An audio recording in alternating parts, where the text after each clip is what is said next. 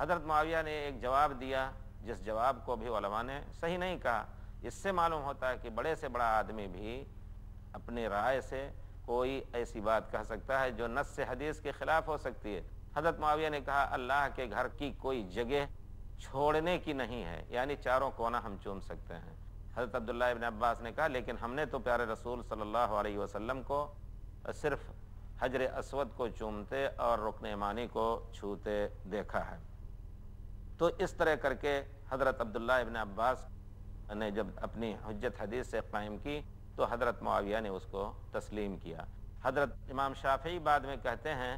کہ حضرت معاویہ کا یہ کہنا کہ اللہ کے گھر کا کوئی حصہ چھوڑنے کے لائق نہیں یا چھوڑا نہیں جا سکتا،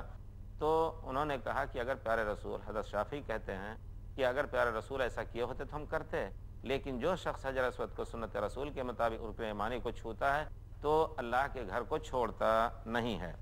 تو گویا یہ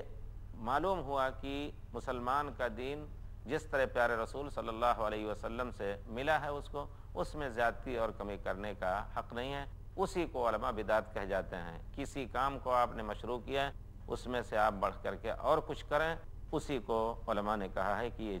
یہ اختلاف اسلام میں معتبر نہیں، کیونکہ یہ حدیث اور قرآن کے خلاف پڑتا ہے۔ نصوص کے دیکھنے سے معلوم ہوتا ہے کہ پیارے رسول کے زمانے میں صحابہ کرام بعض مسائل میں بھی ایک دوسرے سے اختلاف کرتے تھے، جیسا کہ اجتہادی مسائل میں ہو سکتا ہے، جیسا کہ میں نے ذکر کیا کہ بنو قریظہ میں آپ نے صلاۃ پڑھنے کو کہا اور کہا کہ کوئی بھی جلدی سے نکلو اور بنو قریظہ ہی میں جا کے صلاۃ پڑھنا، عصر کی صلاۃ، لیکن عصر کا وقت ہو گیا، راستے میں تو لوگوں میں اختلاف ہوا، کچھ لوگوں نے پڑھا اور کچھ لوگوں نے نہیں پڑھا۔ اس طرح اگر اختلاف ہے تو اس کو برداشت کیا جائے گا، لیکن جو نص حدیث کے خلاف، جیسا کہ حضرت ابن عباس نے حضرت معاویہ کو سمجھایا، اگر نص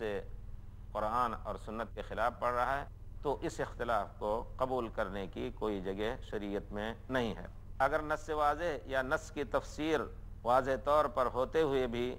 اختلاف کیا گیا تو اللہ تعالیٰ نے اس کو بغی اور ظلم کہا ہے۔ اللہ تعالیٰ فرماتے ہیں وَمَا اخْتَلَفَ فِيهِ إِلَّا الَّذِينَ أُوتُوهُ مِن بَعْدِ مَا جَاءَتْهُمُ الْبَيِّنَاتُ بَغْيًا بَيْنَهُمْ، واضح دلیلیں ہونے کے بعد جنہوں نے اختلاف کیا تو انہوں نے ظلم کیا اور اللہ کے دین سے بغاوت کی۔ اسی طرح اللہ تعالیٰ فرماتے ہیں وَلَا تَكُونُوا كَالَّذِينَ تَفَرَّقُوا وَاخْتَلَفُوا مِن بَعْدِ مَا جَاءَتْهُمُ الْبَيِّنَاتُ، ان لوگوں کی طرح ہرگز نہ ہونا کہ فرقے میں ہو گئے اور واضح دلیلیں آ جانے کے بعد بھی انہوں نے اختلاف کیا۔ اسی وجہ سے علماء اسلام رحمۃ اللہ علیہ کے اجتہادات کو یقیناً عزت کی نظر سے دیکھا جائے گا۔ ائمہ کرام کے اجتہادات کو، امام ابو حنیفہ رحمۃ اللہ علیہ، امام شافعی رحمۃ اللہ علیہ، امام مالک رحمۃ اللہ علیہ، امام احمد بن حنبل ہوں، ابن حزم ہوں، امام اوزاعی ہوں، ہر ایک کے اجتہادات کو عزت کی نظر سے دیکھا جائے گا، کیونکہ یہ بات یقینی ہے کہ یہ لوگ اللہ کے فضل سے بہت کچھ تقوی اور زہد کے مالک تھے اور دین کو ایک امانت سمجھتے تھے، جن کے علم پر اعتماد رکھا جاتا تھا۔ ان میں سے کوئی ایسا نہیں ہو سکتا، ہمیں یقین رکھنا چاہیے کہ جان بوجھ کر کے عمدن اللہ کے قول یا اللہ کے رسول کے قول کے خلاف کرے۔ جو شخص ان اختلافات کی بنا پر ان ائمہ کو برا بھلا کہتا ہے یا ان پر سخت کلامی کہتا ہے تو یقیناً وہ غلط کار ہے، وہ عند اللہ ماخوذ ہوگا۔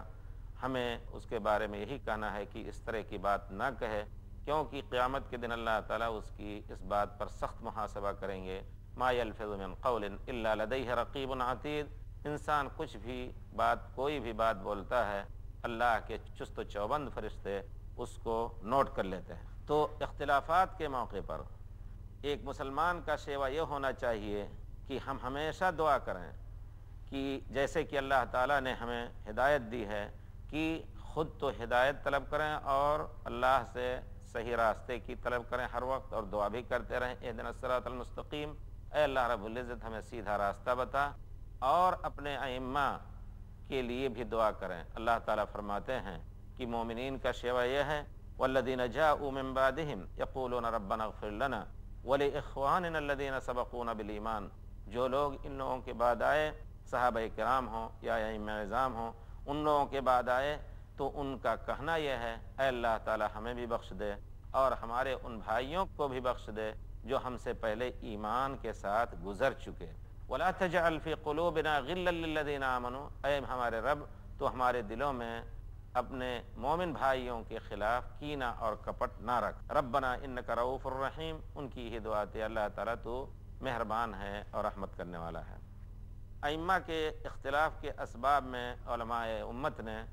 بہت کچھ تالیفات لکھی ہیں. علامہ ابن تیمیہ رحمۃ اللہ علیہ کی ایک کتاب رفع الملام عن الائمۃ الاعلام، یعنی جس کا ترجمہ یہ ہوتا ہے کہ ائمہ کے اوپر سے ملامت کو دور کرنا اور اس کا دفعیہ کرنا. بہت ہی اہم کتاب ہے، مختصر کتاب، ائمہ کے موقف کو سراہا ہے اور ان سے دفاع کیا ہے اور ان کے جد و جہد کی تعریف کی ہے.